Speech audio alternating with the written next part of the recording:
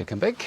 A little box came from Poland from Lukasz Nawalny. He was busy making a new Xerxes bows, a longer short one, and this is a medium-sized one.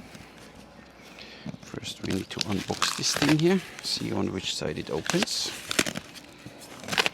Send it to me, ask if we want to test it. Say, of course. So the other side obviously, so good. Well, we know that. Can I tell you, the Xerxes, he has now a offer which you should check out, 15% off until the end of June for every bow you order, and he makes this Xerxes bow up to 100 pounds in 31-inch max draw. So if you're up for a Xerxes. For the rest, I think the base price is 690 euros. And then you get, all the extras you want. From 55 pounds onwards, I think it's a bit more expensive. And then you get all the extras like the horn belly, 80 euros, birch bark, 80, grip stabilization, 80, stingray, arrow pass, 30, and so on. So you just check, ask him. But I said, if you ever thought about getting a Xerxes, now is the time. 15% off is a lot of money. Because as we know, these are premium bows for a good price. So 15% off 700 euros, or at the end most probably 1000 euros. Worth checking out. So save your money, get started. See? That's all for the packaging. Ooh. So I always like, Lukasz, you got new sleeves. Look at this. Nice. I like that one. Not the stiff ones anymore. Oh, that's nice for winter time. Ha, so. It's warm. It's warm. Very nice. So what do we get? Obviously we get here sticked with tape. Where does it open here, I guess? So we get his warranty certificate from 15th May, medium Xerxes, 36 pounder 28, max draw is 31. That's this, you get the string. Put this one back there. And back there. The string we might need. I always think for a premium bow, it's me, one should include a second string. But that's me. And what he made specially is he made a colored birch bark this time, and he asked me, or he said, interesting to see if I like it. Oh, look at this. Oh, nice reddish, red brownish. So it's not a natural birch bark anymore. Really nice. And on the back you have the horn. Oh, nice. It's just this one. It's like almost like a super recurve, but you have slightly reinforced CS, so it's not directly, it's semi-static something. So let's pack this away and talk about the bow. Zodela. This goes here. This goes here. Good. Ho, ho, ho, ho. Nice. So it's a little longer, he said. So let's see how long it is from nock to nock.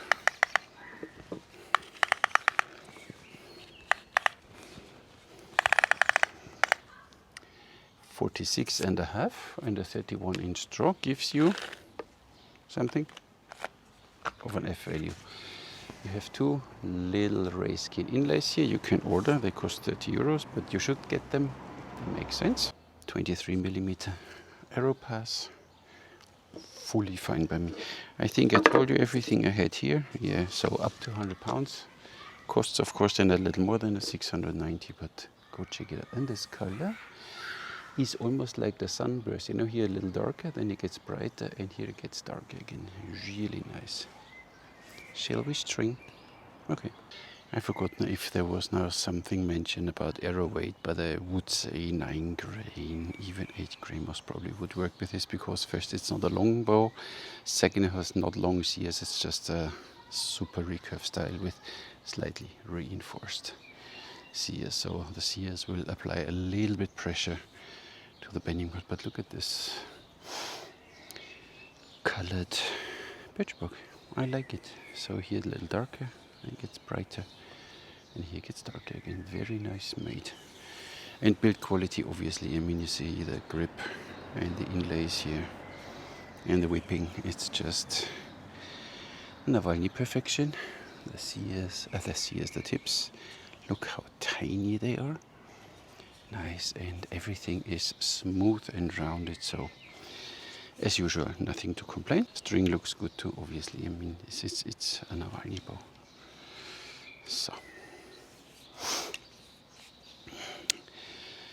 it's made out of several layers, as you see here, but you see it in a close-up photos better. So let's see how this bow strings.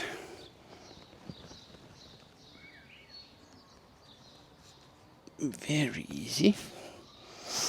And you see you have this groove here where the string always runs in until it leaves the reinforced part. Jesus, I think I stand on most ends, so I go somewhere else. So. Geh weg. So. You see, there's this groove running, so it will always find its way back, and here it's nicely centered. So, very well made. Nice. I can show you even see 8 1/4, which is nice for a short bow like this. And look at this bow. 31-inch draw. I hope I don't stand on the ants now anymore. I just had a few hundred running over my feet, which is a little distracting. So look at this bow. Pretty, right? And not much, and then you feel already the tension built in this bow. Awesome. Grip. It's nice. For my hand, almost a bit too small, but I'm sure you can order it in the size you want. But it fits nicely. You see that my pinky rests still inside and not on the limb like with other bows when I make very small handles. Nice. What does the draw say? Good morning. I don't know. So here, nice to 28, 29, nice to 30, 31. So yeah, then you get gets a little stiff, but it doesn't feel that it's the end. So up to 30 is nice. 31 gets a little stiff, but an extremely smooth draw. I mean, look at the curve.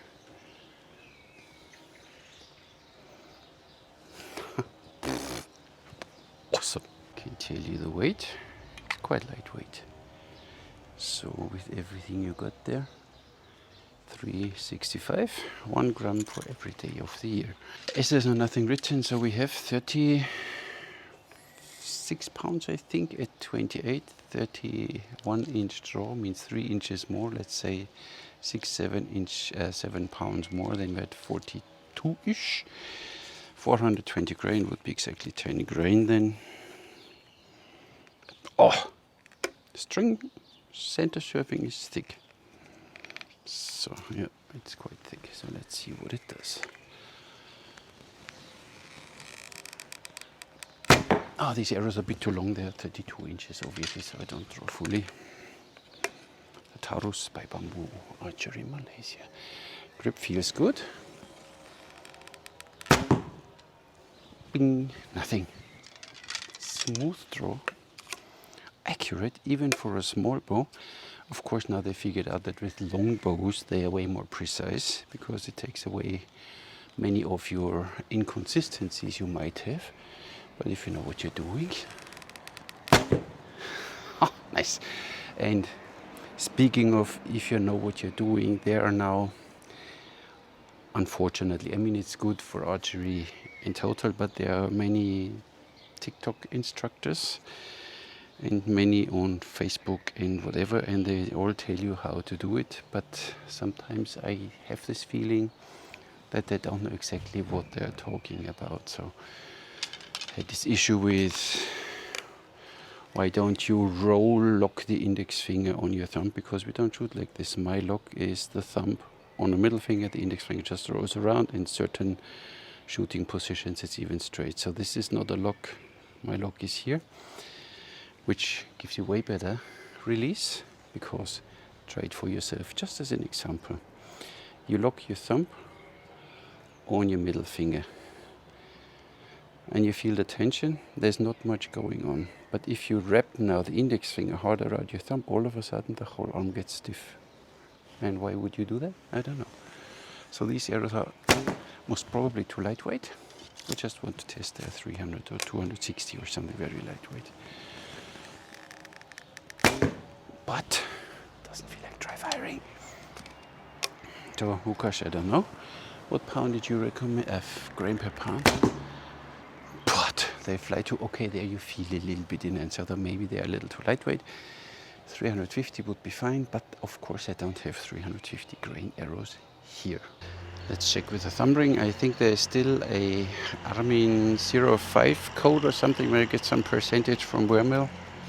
Might want to check it out if you want to buy some nice thumb rings from Wurmel. This is the lantern. Let's see how it does. Shallow hook, and you see my finger here is loose. Oh, center shot. So that the full draw is not there yet, so I need to get used to it first. And maybe the bow needs to open up a bit more. So until here feels really nice. So roughly 10 grain, just fine. Oh.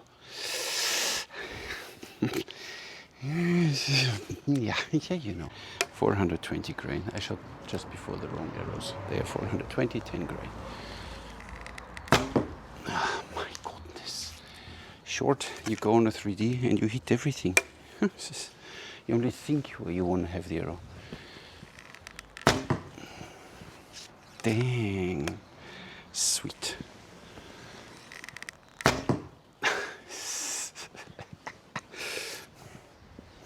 I'm happy that this one is not a Alliance member's bow. It's mine.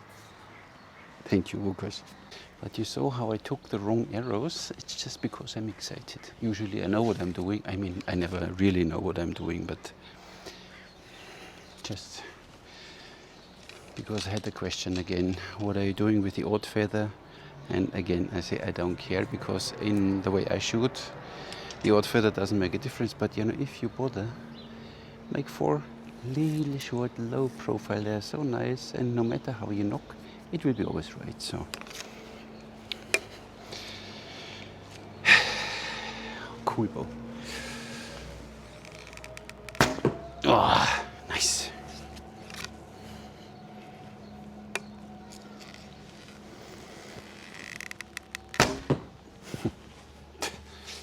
$10 grain. You see that they're a little heavy, but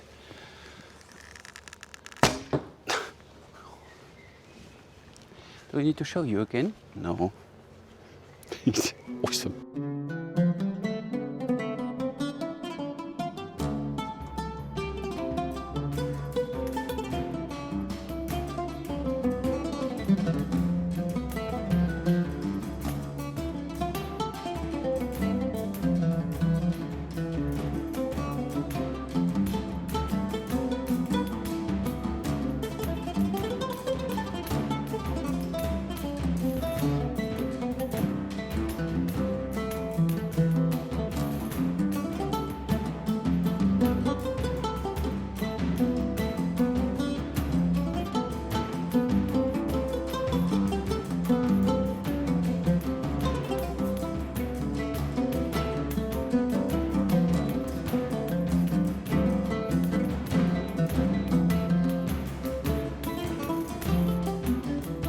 Let's see what we get, what I get speed out of it with roughly 10 grain.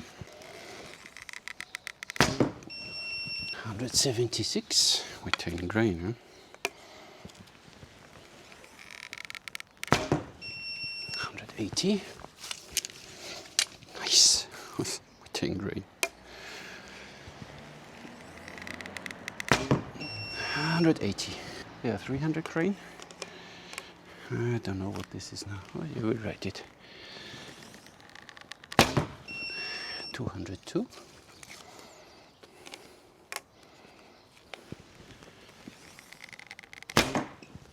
194, bad shot.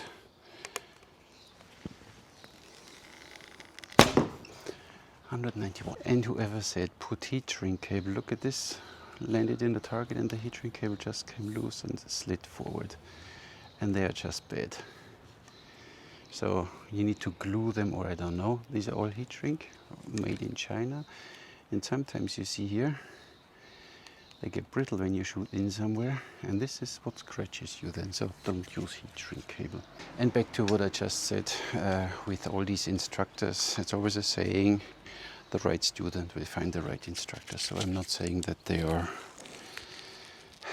I don't know, they are part of the archery community, and I only just can tell you, I mean, I have a little experience in giving courses over the last, whatever, centuries. You need to learn to stand first. Then you learn to walk. Then you might learn to run. And not literally, I mean your learning process. It's like when you were a toddler and you were still on all four, and your first time you tried to run didn't work because you forgot how to walk. You didn't know how to walk. So make sure you take it easy and get the structure right. Awesome. So even with 10 grain, this bow is nice. So even if you're on horseback and you shoot a heavier bow, heavier arrows, no problem. And then you just need to here perform built-in, obviously, katra, if you know what you're doing. Then you don't hit here. Sieger.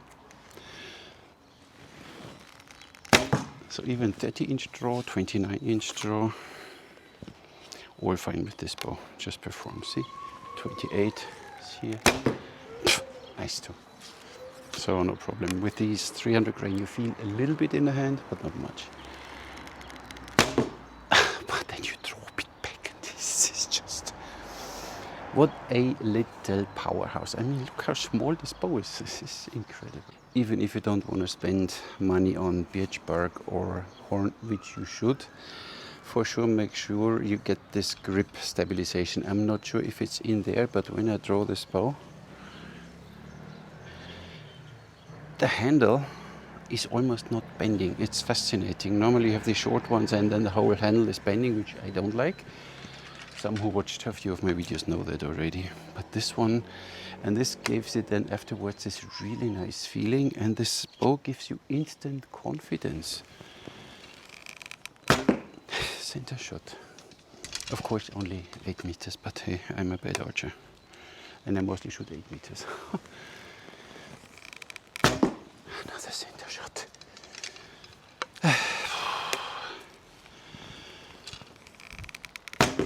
Oh, that was a bad shot. I didn't hold the bow properly. Then it moved in the hand, so you really need to guide the bow. For me, it would be nice if the grip would be a little bit bigger. But the draw, I mean, you see how far I draw. There's a 22 from here to the knock, so not including knock. So the shaft itself is 32 inches. And awesome.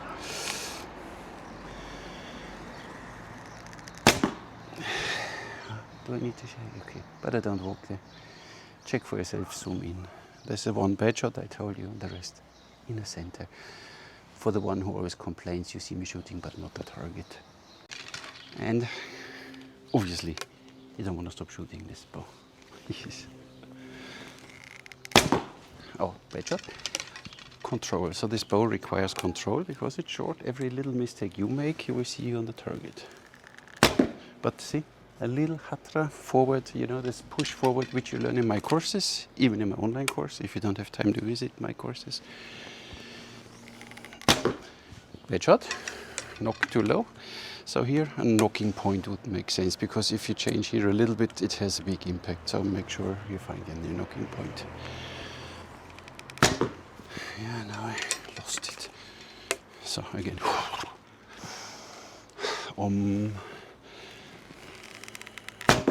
No, I was looking at the other arrows. Where you look, the arrow goes, definitely. So I need to look at the center arrow.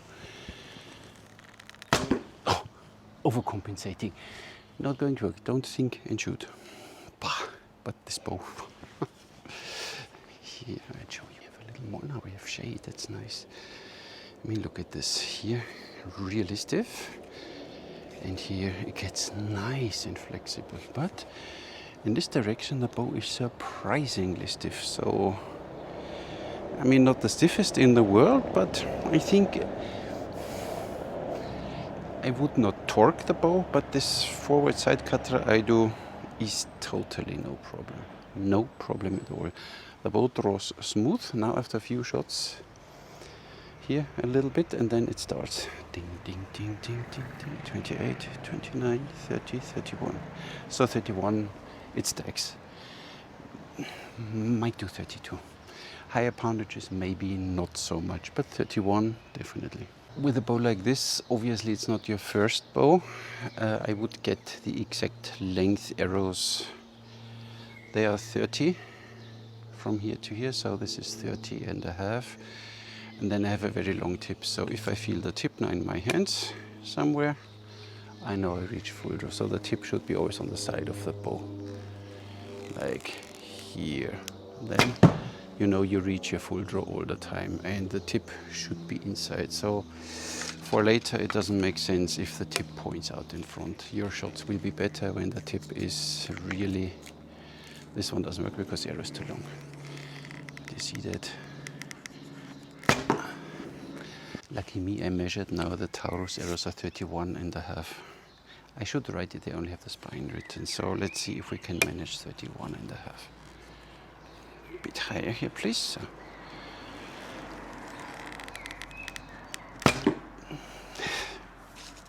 Cool. So I need to look, of course, how far I draw, or I maybe feel it on my thumb here. Let's see.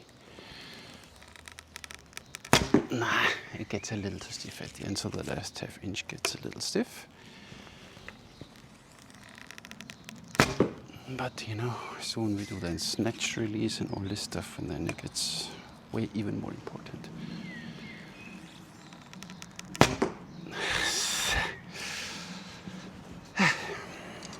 They are 32, so I don't draw these ones that long, as you see. Look at the tip till here. Oh, and they're too light. Now I feel it. So now the bow knows what he wants. Let me see. 360, but only 29 and a half, I think. So a little too short, but the right weight. Nice Sungur. Like these arrows. And then I miss with them, huh? I do it again. See that tick one shorter than this one. This is 30, and this is 30. And this is from the inset, yeah, 1/4 of an inch shorter. 29 and 3/4. Barreled one, which is very, very stiff. So I wish they would make these ones a little weaker, because they go so far to the right. If you don't do it properly, which I don't. But even 29 inches, fine. 30 inches, fine. 31 inches, fine.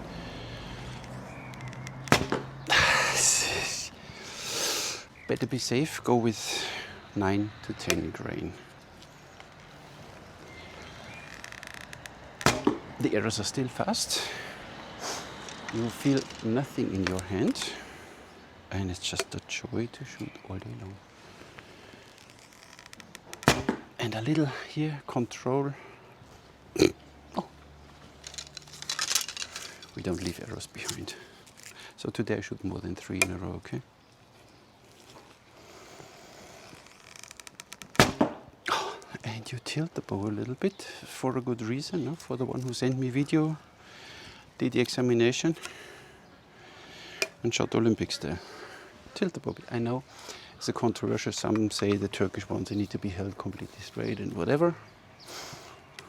You can do that. I mean, we have a big brace head and a narrow arrow pass, but still, I like to tilt the bow in the same angle as my head. But you know this when you did my courses. And then the arrows go where I want them to. It's that simple. It's no secret. Look at these colors now. The sun is a bit gone, so you see the colors nice. You see that from dark the bright, the dark. Really pretty. It's not my color, but it looks good. Looks good. And then here you see all these layers here. Look at these layers here. See them? Wow. There's 1 and 2 and 3 and 4. There's even a black layer here, or is this the horn layer? I don't know. And then you have this added sheer reinforcement. This is not more you need. Of course, it's now not the typical sheer Asiatic bow, but you know, old Persian style. They had it like this. Let's shoot the lightweight ones. You don't have to draw fully with them, and it's fine too. See, 28 inches. Whee. Great shot. Oh, now we get there. Fast shooting, whatever you want, and you can have this bow up to 100 pounds, which of course is perfect for my shoulder. I do this all the time. Look at this pretty bow. The horn, just nice. Has even a nice color. This beige is not too black. Looks really good. So, do I have something to complain about this bow? I will tell you in a second. What do I have to complain about? One could say the price, of course, with all grip reinforcement, aero pass, birch bark, horn, and a second string, you end up from 700 and closer to 1,000 euros. Do I complain about this? No, it's surely not your first bow. And it's like the difference between a Canon and a Leica camera. You can have a Canon for 2,000 and the Leica costs 8,000. Does it take better pictures? It depends. But does it feel different? Yes. So of course you can shoot with a 50 euro fiberglass bow from AliExpress arrows, of course. But will it give you the same experience than you shoot this bow? Definitely not. So that's why the price is just, if you have the money, it's not a problem anyway. And if you don't have the money, don't start complaining that the bow is too expensive. Then just don't get it and shoot something else. There are so many good bows. When you see the Sahin 200 euros from Alibo, a Tatar bow, takedown 280. There are so many good bows. You don't need to have this one. But of course, if you can afford, this is not your first, maybe not even your second bow. But if you can afford it, you want to get one. And I said now you get 15% off, so all the extras are almost covered from your bonus you get. It's a lifetime investment. These bows are just amazing, and they don't drop in price. So if you want to resell them because you think, okay, I need now a heavier poundage or something else, or you get the hornbow from Lukasz, you can sell them for almost what you bought them, because they are just that good. Same like with Leica. They don't go down when they are used. They keep the price, and this one is the same. It's like with some cars. You get Porsche, expensive, and after 2 years, still the price is up there. You get whatever price is there. After 2 years, the price is there. And the same here. This one doesn't lose its value. And in this time you use it, you will have a lot of fun, and you will realize that's the bow. That's why Nawalny, for sure, this one. I wish I could have tested the early Mongolian in horn, but I got the Korean war bow, which is a nice bow too. But I wanted to try the early Mongolian, so for me, early Mongolian is still biocomposite by Chaba Groza. Until further notice, and it still will be, because that's just an amazing bow. Now the bow opens up a bit, draws even nicer back there, so stacking is, look at this. Almost gone. I stop shooting now, because otherwise the video will take 2 hours and I'm still rambling and bubbling about what a beautiful bow this is. Lukasz? Of course I like what you do. We established this over the last, whatever, how many years do we know each other? Long enough. And Xerxes is one of the most interesting developments. Old Persian style, so you're still in a historical realm that this bow existed back in the time, so it's not something new. which was never seen before. Old Persian style, fine, with the Turkish grip here. I said the grip for me a little bigger, but totally fine. It does the job and it doesn't hurt. So that's fine. The bow is, do I need to check even? Straight. You don't have to worry when you string about uneven tiller or something like with a horn bow. So you string this bow and the bow is ready to go. The only thing this horn doesn't like if you drive higher the bow. So never drive higher your bow or do some torque and the string comes off and something. So I don't torque these bows. So don't start doing this. If the string comes off, you drive higher, most likely you get a damage. But look at this, no weight, nothing. So agile, it's cool. So, do I prefer this before a Korean bow? Yes, definitely. Because the Koreans have only the same slight reinforced sear here. If then a real sear bow like a Han or a early Mongolian or something like this, cool. Do I prefer it before a Turkish bow? Yes. So this one does the job for me, and I think the design is older, or I don't know. You historians know, but I think this is one of the first. When they got from the longbow to the shape, so darn cool. Really, a nice bow. I shoot one last arrow, okay? Good. I mean, you skip forward anyway. A video has 25 minutes and the average watch time is 6. So, what are you doing? You need to watch these videos. Otherwise you miss information and you write to me, yeah, where's the thumb protector from I mentioned? Mark Roberts. Yeah, I know, it's fine. It's just, does everything you want. Wonderful bow. Really, really nice. Lukasz, what can I say? The color is not mine, but I like what you do with this color scheme. But even it's not a really red, it's more like an orange, so it's like, you know, it's fine, it works. It does the job, and even the string has done the same, so color-wise, this is a really nice bow. Can't complain. Lukasz, thank you very much. And that's all I have for you today. Thank you very much for watching. Check out my courses on my website. Next one's first Austria and then German a few times, and Italy.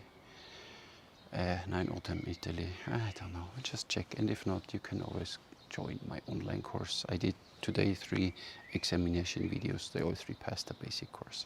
And I always give you then some comments, what I liked and I didn't like. So, maybe you wanna enroll, then you learn it directly properly from the basics, and not have to grab hints here, grab hints there, and grab hints there, and then bring it all together and get confused. Mine is nice chronologically build up, would help you. Thank you very much for watching, liking, subscribing, and all this yada yada yada. Catch you in the next one.